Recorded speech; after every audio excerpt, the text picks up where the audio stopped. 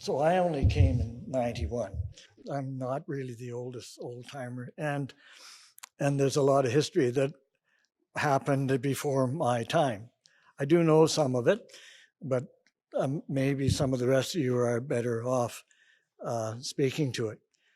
I came in 71, and my association with the community and getting involved with planning, social matters, the building of the new hall next door, the rehab of this building, all of those things started about 77 for me. So my clearest recollections are in that time period, but I have, of course, especially in planning matters and in my association with some of the really, really old timers, the ones who were here 1952 when the association actually started, was housed in the new school called Buchanan Elementary, and then moved here in 56. And this hall, that we're in right now, was an old Presbyterian hall from 20th Avenue, 21st Avenue, and Edmonton Trail. That's where it was located. And when they were finished with it, the church is still there. It's now turned into, I'm not sure, maybe a mosque now. It's actually been renovated. But this was their church hall at that time, and it was sold or given to the community. I was never given clarity on that.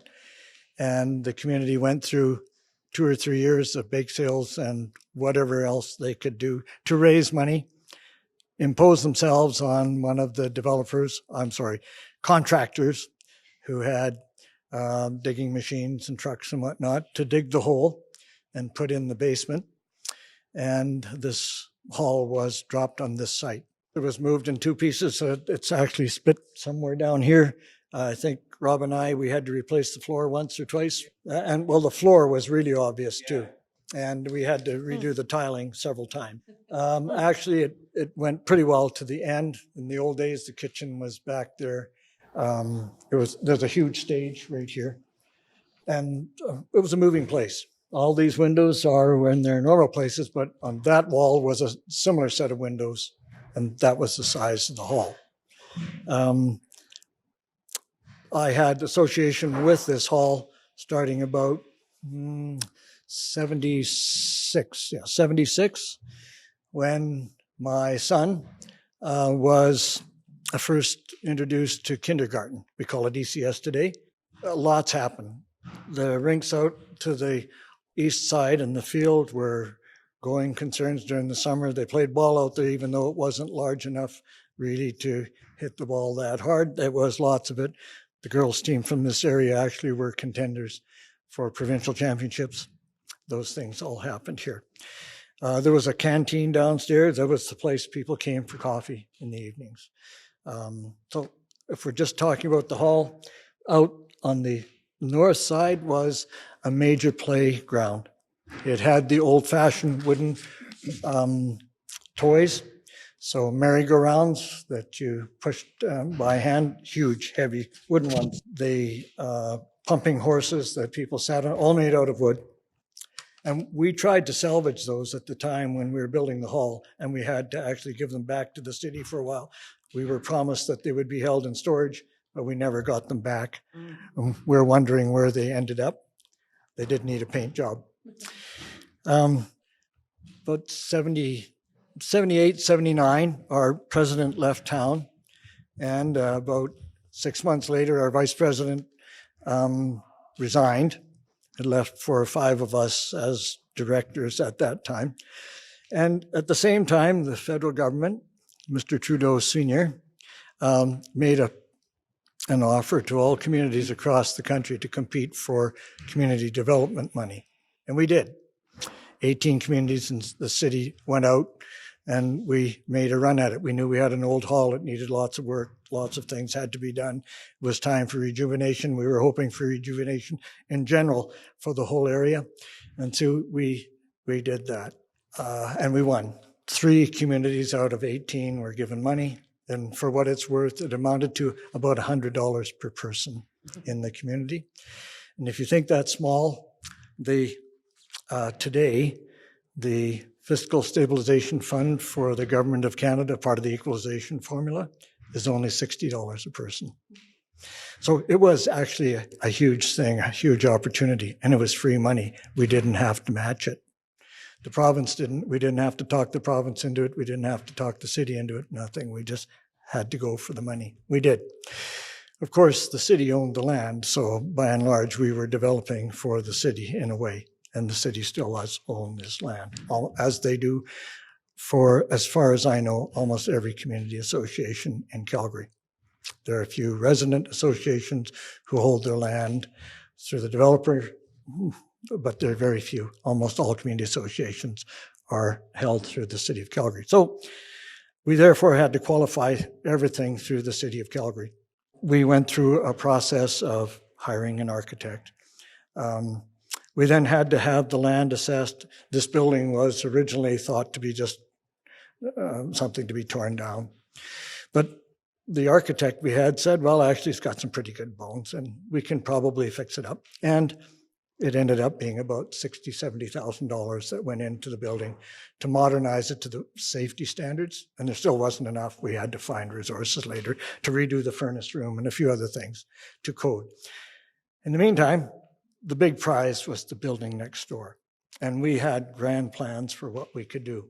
Our total take was $365,000. And as a part of the grant application, we asked for also a ball diamond, formalized. The ball diamond, the ball was big here in those days, on the school grounds, Buchanan School grounds. A park on the east side, because we noticed that the residents who lived on the east side of Center Street had no park area at all. And so those were the main items. We gave them a counterpoint for what it's worth so that you know that we did try this back then to put in a field house. And we didn't have the room for it here. The city did not have a field house. Edmonton had them. Saskatoon had them. Everybody had them, not Calgary. We thought for sure we would get support from the province if we did this. I even suggested that it might be called Peter Lougheed Field House. We did all of those things. And we had picked out the Berrien Bible Society lands, which is actually immediately south of our community. It's the northeast corner of Mount Pleasant. And in there right now it's called Summerfields. There's a development in there. But at that time, there was a Safeway. We actually had our own Safeway in those days. It was shared with Mount Pleasant and Tuxedo, but it was there. It later became a Nordic furniture store, Copenhagen. And it had a huge blimp that was up above, 100 feet above, and told everybody where Highland Park started. And the Berrien Bible Society was exactly that. It was a school, it was associated with a Christian denomination. They had a residence, a school area, and an open-air rink on those lands, quite a bit of land.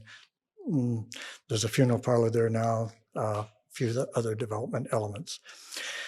So we actually had pictured that and thought we could get support, and that would be the alternative for what we were asking for. Well, we didn't win that one, but nevertheless, we did start that ball rolling.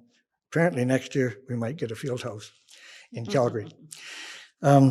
We did actually win this one, and then the process started for how it would be designed, all the meetings that we held, and sessions as to what we could get out of it. The building next door is about the size we had originally thought it might be, but the basement is not. The basement was expected to be much deeper than it is now, and we were going to be able to have paddleball, pickleball courts, squash courts, that kind of thing down there. We were aimed at that. A part of it was the design of the flooring. If anybody who's had to do work on the building will know, that's a truss floor in there. It's specially built. It's about this wide. It's built in trusses. It gives bounce for the people on top. It also gave us the ability to do what we were doing inexpensively and have very high ceilings in the basement. So I'm guessing this would be, I've forgotten whether it was April of 1980 or 81. And by the way, we were running out of money because we had only so much. We ended up borrowing money from the other two communities that had won the grant money in Calgary as well. Killarney and Renfrew also got money out of that grant program, and they didn't use all of their money, and we were spending it like crazy, and we ended up getting some of theirs. So anyway, they dug the hole, and it was the wettest spring we'd had for a long time. And I had only been in the community for 10 years, by that time, 9 years. So I didn't remember how far back, but I think the only one left on the board today, Gary Kohler was here, a few others. And I was assured by some of the old timers that this was still very wet. And of course, they got the hole dug, but they couldn't do anything with it. And they couldn't get out of the hole. And it got wetter and wetter. And by the way, when they first went in, they did some soil sampling. Now, some of you may know this, but we're sitting on some topsoil right here. I think it's about 6 or 7 feet deep. And underneath that is something we call quick soil. It's like quicksand, but it's quick soil. Add water and it's a slurry, goes down. And so this building, which is almost like a bi-level, outside we've got a basement that sticks 4 feet out of the ground, only goes down so far, and the footings are still on relatively solid ground. That side, because we went down 10 feet, well, 12 feet actually, putting the footings in, and the rain came, it wasn't going to work anymore.